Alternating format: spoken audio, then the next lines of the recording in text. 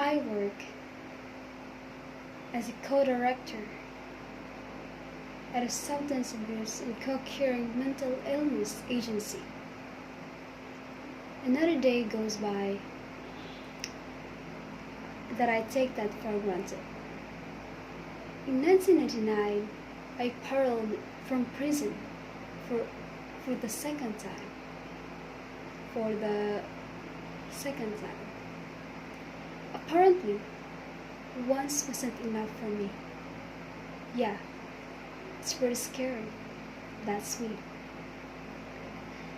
All told, I spent over 8 years in prison, on probation or on parole of numerous felony drugs charges. For 10 years, I woke up smoking crack every morning and went to bed smoking crack every night. I spent most of my time trying to escape the hopeless, the helpless reality of my life by getting high. On the worst day, I remember selling $8,000 car that my mom had given me, that I'd left to my crack dealer for $4 and $20 rocks.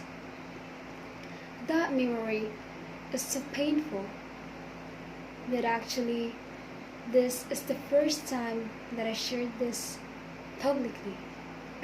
Excuse me. I came as close to giving up on life as one can without jumping off. But something extraordinary happened to me the second time I went to prison. About 2 months in my sentence, I got a letter from my ex-wife that telling me that my mother, the person I professed to love and care about me more than anyone in the world, had had a heart attack and was likely going to die.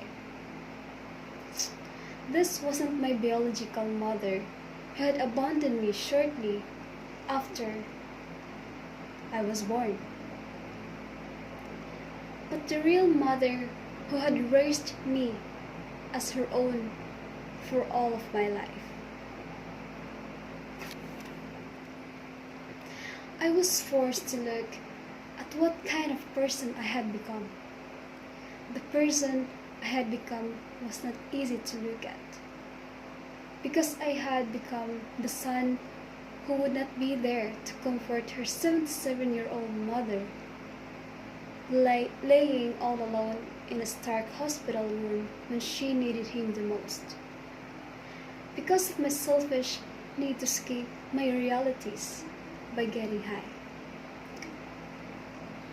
In a moment of brutal honesty, it meant I had been living a lie. I was not the loving son, or the faithful partner, or the supported father, or the good citizen that I had been telling everyone, including myself. 4 years. It was then that I decided that I needed to try to change my life into something that I and my mother, wherever she might be, could be proud of. And a tiny seed of change was planted deep inside of me. So after my release from prison, I decided I would go back to school, because I figured out what better place can a middle-aged 240-pound black ex-convict to blend in the white bread community college with a whole bunch of 20-something co-eds. But I was fortunate. I was fortunate because At the local college where I landed, I ran into two instructors that changed my life. It was my interactions with this instructor had helped me to regain the self-worth and purpose and meaning and confidence that my drug use and drug-related lifestyle had stolen from me. I'll never forget that moment that I realized that I understood that I could create my own miracle. It all started when I went up to one of my professor, Sena's office hours fishing for some special praise because that had become my new drug of choice. She listened to me describe some super cool thing I had just done, and with no prompt and circumstance, she looked at me and said, "Isn't it amazing, BJ, what a person can do when they start believing in themselves?" And then, as if nothing special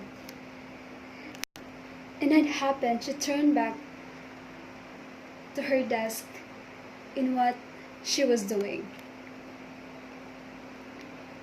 Well, I walked away from that office hour dazed and confused and wondering what had happened. I was also a little pissed because she didn't fed my habit, but I was forced to think about what had happened and what did it mean. And importantly, that seed of change that was deep inside me started to stir. A couple months later, while taking a test, Professor Miller walked by my desk and dropped off an application that I later discovered was the Masters of Counseling program at Sacramento State University. So after the test, I hurried up to his office hour and ran into his office and held up the application and very obtusely said, "What's this?" And without hesitation, he responded, "I'm quite confident in your ability to read, so I'm sure you can figure it out on your own." So I brilliantly followed that up with an equally obvious question. I said, "So do you think I can do this?" And with patience but no special fanfare, he looked at me and said, "Of course. Of course." And then he too turned back around to his desk, signaling that we were done. And again I stumbled away from an office hour dazed and confused. But this time, the seeds believing in myself that had been planted in my garden of self-doubt took root and started to grow. In a moment I realized that the one person left to believe in me, that needed to believe in me, was me. As my tears started to well up in my eyes, for the first time since I had left prison, I felt free. After 3 years, I finally felt free of the mental and emotional shackles caused by the shame and the pain and the despair of my years of drug use. For the years I and people like me had been told once an addict, always an addict. Once a criminal, always a criminal. Once a loser, always a loser. But I realized that that was only true if you believe it. I have learned the hard way how paralyzing self-doubt can be. It contributes to people choosing misery over joy, emptiness over fulfillment, and imprisonment over freedom and unnecessary assault. In 2006, only 7 years after I walked off the yards in Karakoram State Prison, I walked across the stage and I was conferred by doctorate in clinical psychology. And sitting in the middle of the third row was a woman who had spent countless sleepless nights worrying about her son. That woman was my 10, then 85-year-old mother who did not die while I was in prison, but lived to see me become the man she was believed I could be.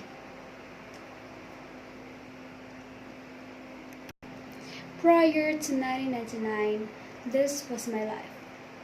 Without hope or purpose today, this is my life.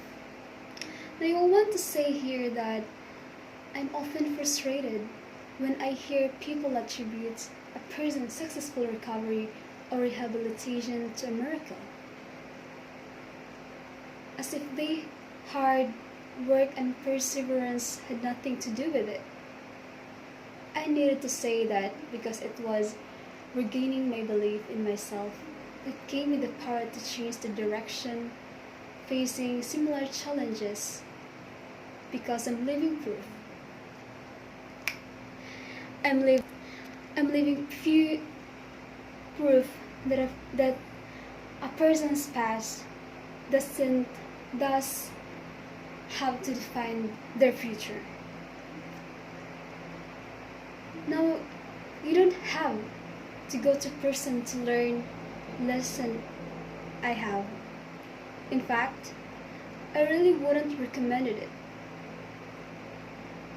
But know this, we do have a choice whether we want to have our past define us or refine us. And as I tell the thousands of individuals struggling with addictions and other painful life challenges that has come through your clinic, you don't have to wait for a miracle. You can create your own. Thank you.